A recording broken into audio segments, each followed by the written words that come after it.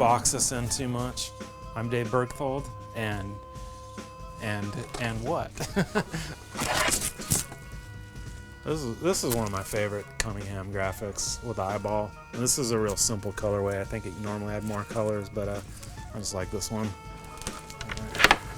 Well, this one, this board right here, this was Ron's first board with his name on it. He wasn't pro, but he was like, it was kind of in the era where there was some AM boards. And this one, I think, actually got him banned from CASL because they said he had his name on a board, even though he did the design. It was just mostly because he did the artwork. He was stoked on it and wanted his name on it, but he wasn't really actually pro. And this was the Simple Simon.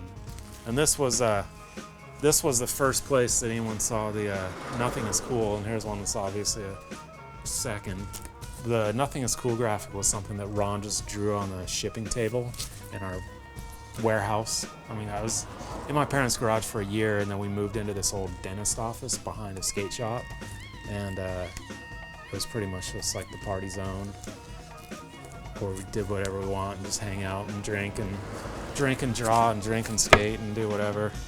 And so that's kind of where the Nothing is Cool graphic came from. It was just one of those like board hangout sessions.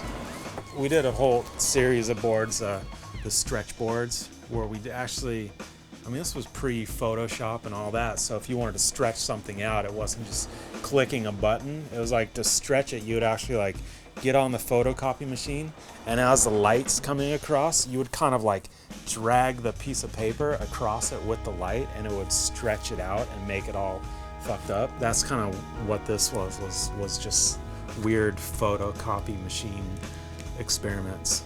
All right, here's a couple versions of the same board that I did back when I did the shitty artwork.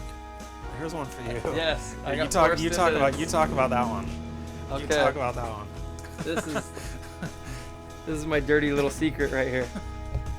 This ended up coming out with my name on it. This is the first board that came out that had my name on it at all, and it was supposed to be Dan Rogers and Laban, and Dan had just left the team, so who gets shoved onto this board? Me. So my first board comes out, and it's Jeremina and Labanessa, and this is it. I'm like, he didn't even tell me first. He's like, are you kidding me? This is now what my first board's gonna be? And I didn't even keep one. I refused to write them, and this is my dirty little secret. I tucked it away, and no one knows about this. Small magazines and stuff.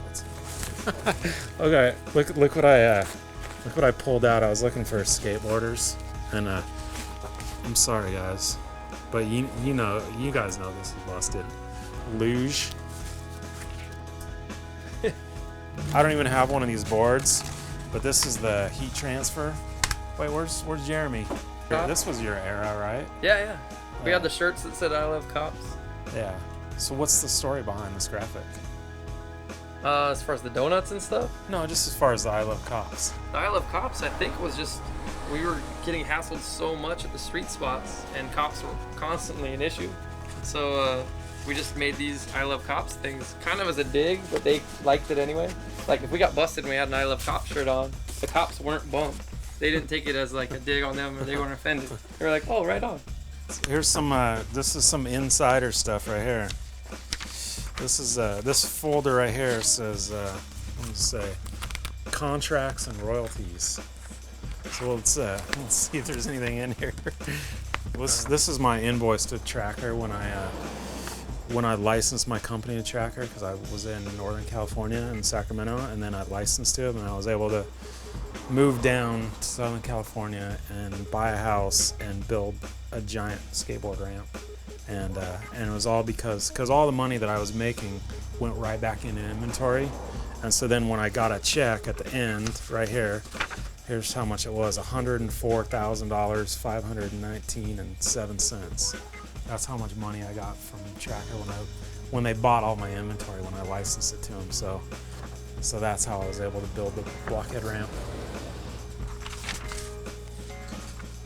And this is like, I mean, it just shows you like how sketchy and how unprepared I was for like business, and just like this chicken scratch accounting system, and I was like selling a ton of stuff, and we were just flying by the seat of our pants. We were just like kids, you know. I started this when I was 21 years old, and just didn't really have like, you know, just like a couple years of community college, and that was it. And like $3,000 to start the company with, and then just started selling a bunch of stuff.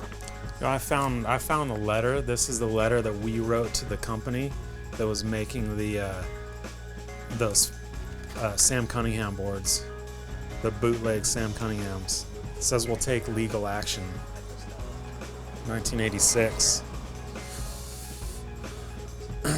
It's a violation of unfair competition law. So take notice. If you're going to try to rip off Blockhead Skates designs, we have lawyers, and we're going to use them.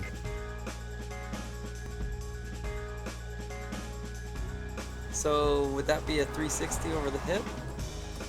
Yeah. Oh, it is. It's a frontside 360, It's frontside 360 over the hip. That was that weird notched hip too. That had like that gap in it. Yeah, it was the hip, the triple hip thing, or. Yep.